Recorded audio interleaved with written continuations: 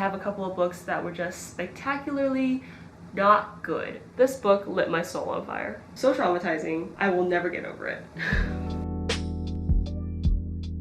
It's been a long year, and since my wrap-up video in January or February, I've read about 40 or so new books, which means that there are about 40 or so new books that I haven't had the chance to share with you all. Some of them were great, some of them were bad, some of them were, actually a lot of them were mediocre, let's be real. So how I have this organized is I have some books from each category or genre that I thought was significant among the books that I've read. This first section are going to be all books that I really enjoyed, so you can sit back and relax and know that these are all books that, you know, will have a pretty positive review coming for it. And then at the end, I have a couple of books that were just spectacularly not good that I would also like to give honorable mentions to. Short story collections. There's something really charming about short story collections in that you don't need the whole hullabaloo of like world building and super strong character arcs to still make a story that leaves an impact. This year I read a few short story collections, and these were the two that stood out to me that I thought were great. First, The Secret Lives of Church Ladies by Disha Philia is a collection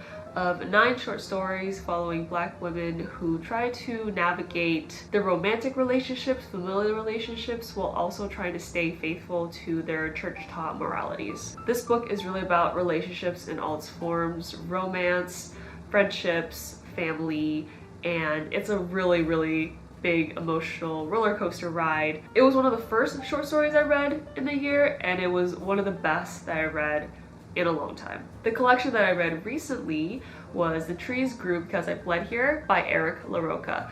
This is a collection of short stories that takes your deepest fears, whether supernatural or based in the real world, and makes them a reality. This collection, it's gory, it's really unsettling, it'll definitely make your skin crawl, that's for sure. There were quite a few of them that gave me the heebie-jeebies, and it's really surprising just how tangible these fears can feel. This next category I like to call cozy equals good. The cozy genre I feel like is having its comeback, which love that for her. So I read a couple of cozy books this year, the first one being Silver in the Wood by Emily Tesh.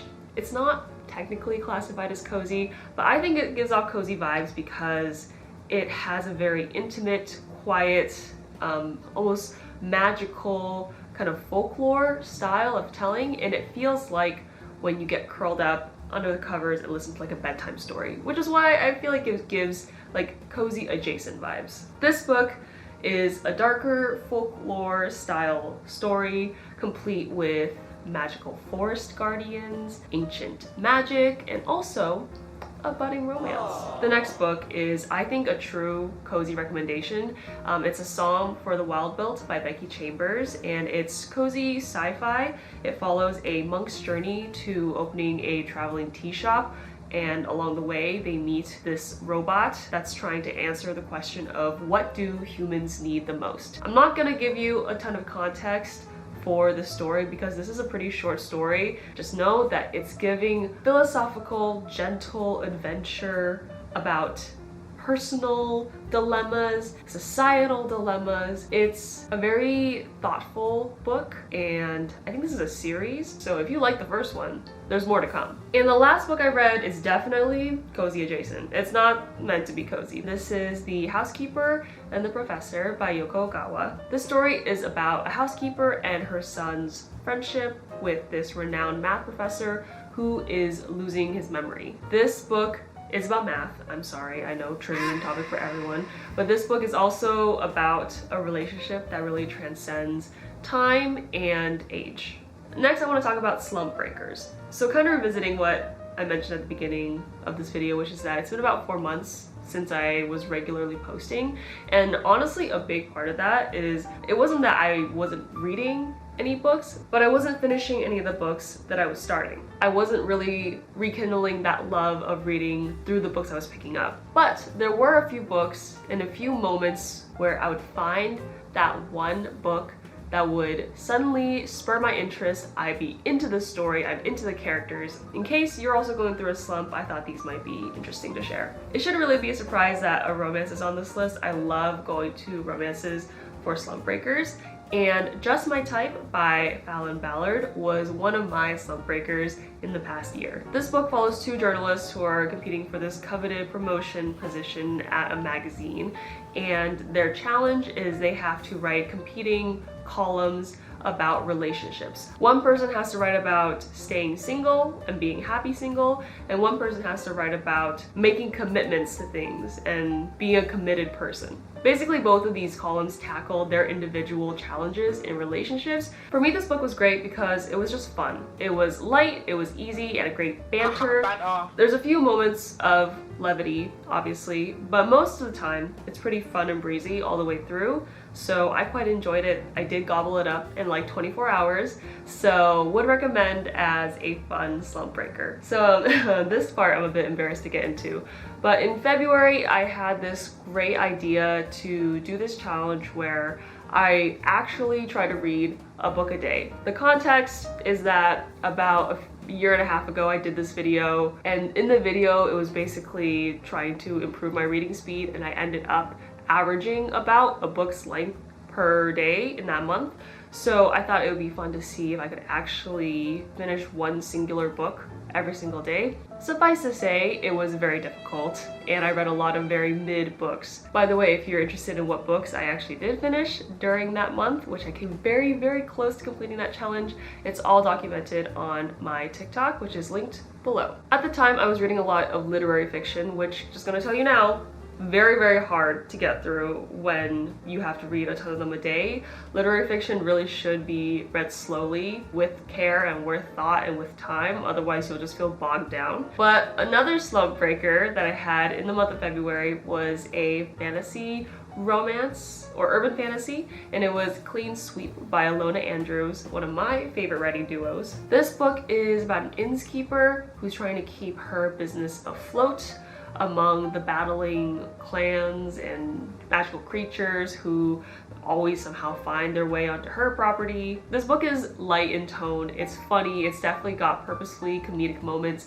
it's got the action that I always loved from the writing duo, and it was just such a surprisingly fun book to read. I am looking forward to reading the rest of the series. Speaking of fantasies, remember that slump I mentioned in May about how I didn't read like a book for 3 weeks? Well, there was one book that managed to break that slump. I finished it in probably a few days, and it was unsurprisingly a fantasy romance. This book, I believe, also gained some traction maybe with the TikTok girlies. I'm not really on book talk, but it's The Serpent and the Wings of Night by Carissa Broadbent. This is about a human living in a vampire kingdom. She enters into this like once in a millennia competition to gain like the ultimate source of power from the goddess who grants it. It's got romance, it's got action, it's got a competition, which I know is a trope that a lot of people like, including me, and I needed some good vampire books in my life, and I think this one really did it. It's dark, it's gritty, and I thoroughly enjoyed it. This next section I'm titling YA Can Be a Slay. There are specific moments entering your 20s that I feel like everyone starts feeling really old. One of my moments was when I started realizing that I was starting to really dislike YA. They no longer appeal to me in the same way, and a lot of it is because of the subject matters, the complexity or lack thereof in plots and in character development. So because that used to be my bread and butter, I felt really old once I stopped enjoying YA, but I recently read 2 YA books that I really loved. The first book is Bitter by Kweke Emezi. This is a blended world that kind of teeters between reality and fantasy. If your interests lie in any of the following, and this is going to sound like a really random list, if they lie in art, social justice, or angels, this book is probably for you. And even if you're not specifically interested in these 3 topics, I think this book will still speak to you in some way if you enjoy a really action-packed and meaningful novel. To quote my past self, This book lit my soul on fire. The final contender for the YA section is Vinyl Moon by Mahogany L. Brown. This book follows a teen who's restarting her life in a new city at a new school after a traumatic incident that happened with her ex. She ends up finding power through books and through newfound friends. Being YA, again, my biggest criticism about this book is that it doesn't really get as gritty and as detailed and specific into some of the problems that the main character is facing. But I think it still paints a realistic picture of the bittersweet nature of growing pains, which is something that really appealed to me and made it a really interesting story. Anticipated releases. Guys, I'm gonna take a little break and just lean against my couch for a second, okay? Take a little break with me. So every year, for the past 2 years, I have made an anticipated releases list for the upcoming year. Why? Because a lot of other booktubers were doing it, but I found that it's actually very helpful because it makes me research into books that I otherwise would not have known about. It makes me keep up with authors that I've enjoyed in the past and keep up with their new releases.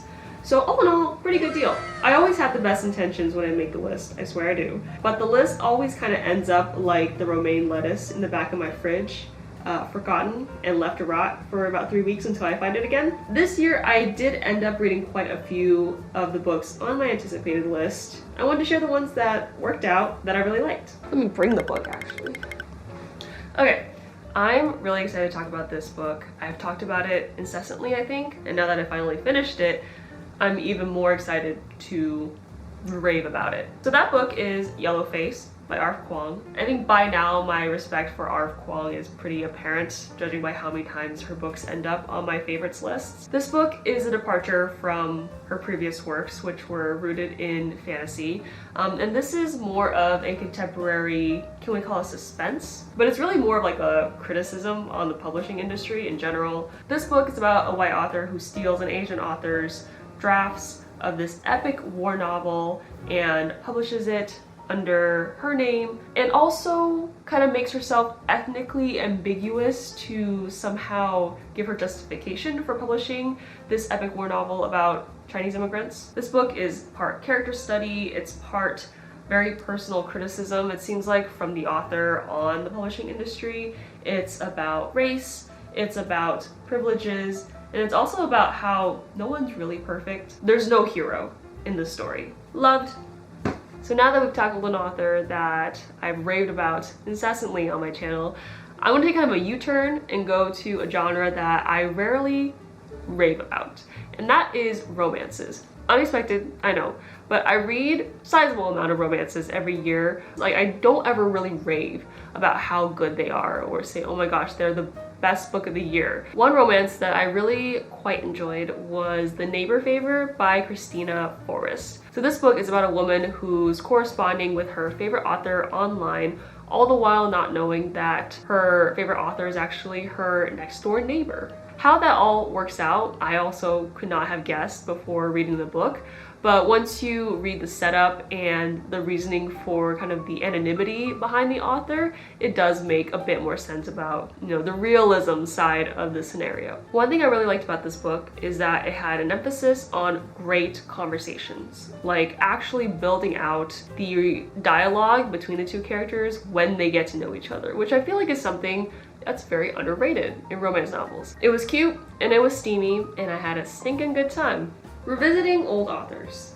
I only have a few authors that I keep up with every year to see what they've released. These two books that I'll be talking about, one author I was pretty lukewarm about actually, and one author I thought I was lukewarm, but now that I'm analyzing my past reviews of their work, realize that I might actually really like them. First is Certain Dark Things by Sylvia Moreno Garcia. Oh, I have that book too. Let me bring it.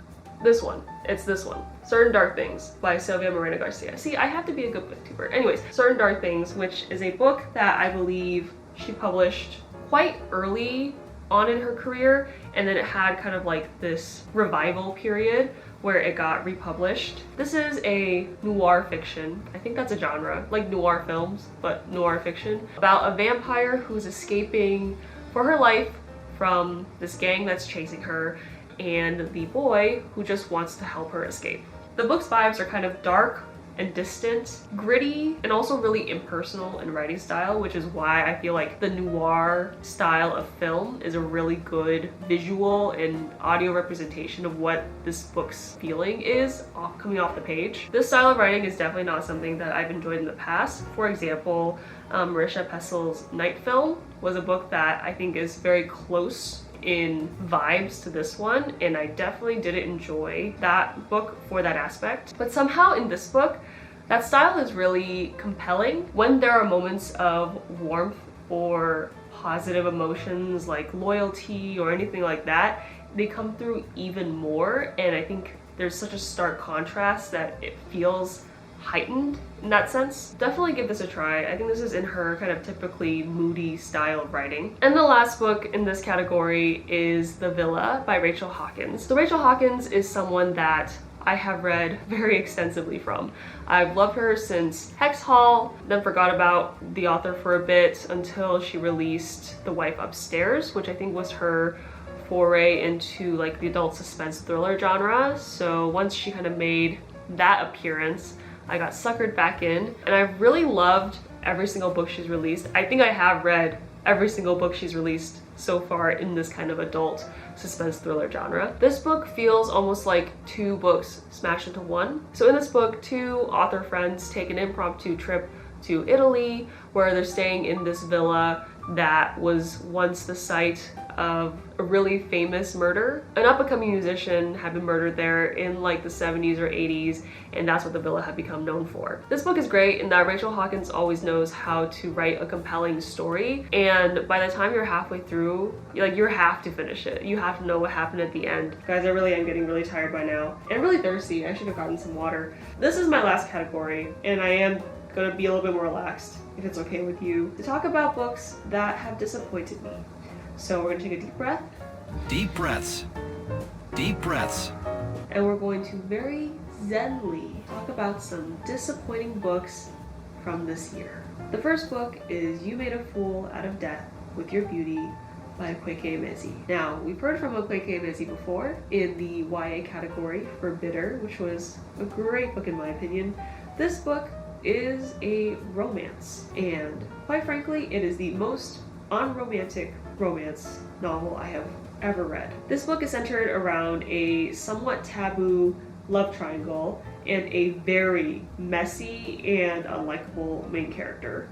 And also like messy, unusual definitions of what romance is. I feel like if you're somebody that likes unconventional romances, you might really like this one because it explores that concept. But for me, it wasn't my cup of tea. I found the main character especially to be absolutely despicable. Probably one of the most unusual ways to depict a main character, especially by the end where you think there might be some way to make them more redeemable, but there really wasn't that path taken. So I found the plotline with the characters quite hard to accept, which made the romance very hard to accept. Next is the only nonfiction to make its way into the video, and it's I Want to Die, But I Want to Eat Tteokbokki by Baek Se-hee. It really reads like a poorly written self-help book. There's no cohesive direction of thought, there's no cohesive development of the narrator's journey through therapy, and I think this would have made more sense as a collection of separated essays that all tackle different subjects in the narrator's life instead of kind of one long stream of consciousness. Either ways, this book was definitely still a slog to get through, even if BTS's RM recommended it. Next is a book that was one of my highly anticipated books for this year, so you know it hurts even more than usual. This is Big Swiss by Jen Began. This book follows a transcriptionist for a sex therapist who begins to become obsessed with one of their newest clients that the transcriptionist nicknames Big Swiss. The book completely loses its initial plot halfway through, as I feel is the case for most literary fiction. It almost feels like the book was in love with this idea of building a relationship between two very flawed characters, but didn't really care to cement what the relationship was or define it or even lay out why the relationship existed in the first place. So not great, didn't love it, and I continue to battle on whether or not I enjoy literary fiction, because my last disappointing book is also literary fiction, and it's another anticipated release I had. So this book is YN by Esther Yi, and it's a story about an obsessive K-pop fan whose favorite idol suddenly goes into retirement, and she decides she's going to fly all the way to Seoul to track him down and I guess figure out why. So besides being laughably gross sometimes, I really don't think this book did a good job of exploring the parasocial relationships that is so specific to the K-pop industry. As someone who has liked K-pop for well over a decade, I've kind of seen how this industry has changed and how the companies have kind of evolved what this concept of a K-pop idol is. When you take a base concept like that and you hide it behind too many like long-standing metaphors and symbolism and all the fluffy stuff, the story turns from something that's really strong and concrete to like cotton candy fluff. I didn't analyze this book. I just listened to a guy talk about chewing his bandmate's fingernail skin, because that's how it happened in the book. I literally have a picture of it. So traumatizing. I will never get over it. So those were the highs and lows of the books that I read in the past few months. I had so much fun sharing them with you today. And if you had fun as well and you want to hear more about the books that I'm reading, I have my social media links down below. Goodreads, Instagram, Threads, TikTok, the works. I have a lot of book updates, like what I'm reading at the moment, and TBRs on my Goodreads and Instagram specifically, so follow me there if you want to see more. Hopefully see you guys not in another 4 months. Bye!